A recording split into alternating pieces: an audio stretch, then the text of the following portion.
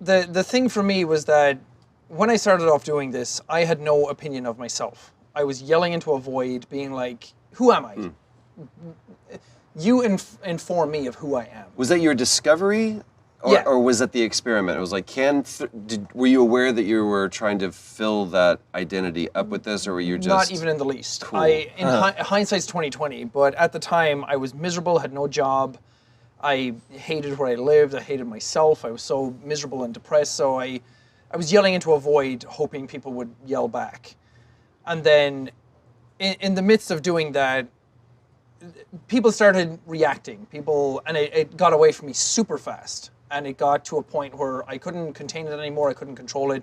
The popularity of it was way beyond me, which was absolutely fantastic. I loved every aspect of it. But in doing that, later on after doing that, it was that thing where I realized people had picked up a version of me. You were a version of yourself that people find. And it takes about 2 years to break that version through effort on your own part for people to change their perceptions of you.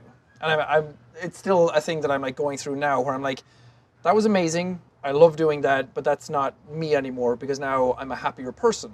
I like who I am, so I can't be that like yelling into a void person anymore because that just doesn't feel like me anymore.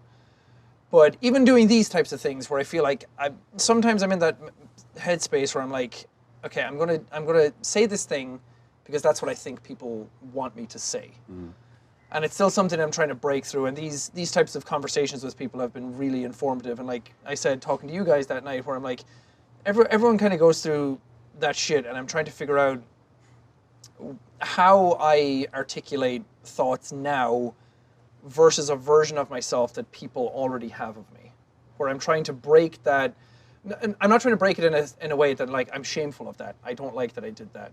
It's nothing like that. I just feel like I've transitioned so much as a person over the last year and a half that people are still locked into this older version of me, which is completely fine. That's when everything was kicking off for me. But it's trying to transition people away from that into a different version of myself that I feel like is still the same person, but mellowed out.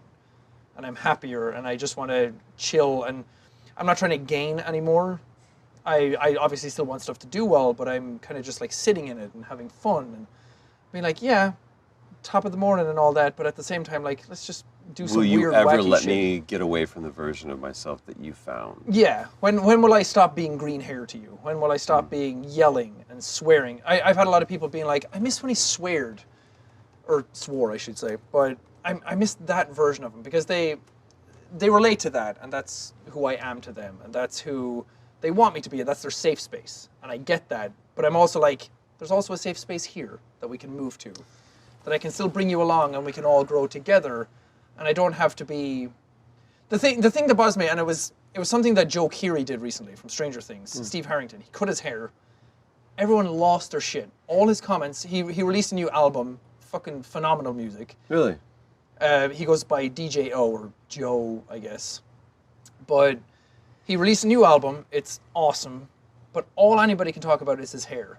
And I'm like, I've been there. Because this iconic thing, that's what we knew you from. Yeah, I'm like, I'm doing new things, I'm doing cool things, I'm doing stuff that, sure, may not be blockbuster, it may not be like Happy Wheels or anything like that anymore, but I'm in this nice, comfortable space where I feel like I'm doing cool shit, but people won't let me sit in it because they want me to be that. And they want to talk about hair, and they want to talk about swearing, and top of the morning. As soon as I change my intro or outro, it's like, where's this? That's all anybody can talk about.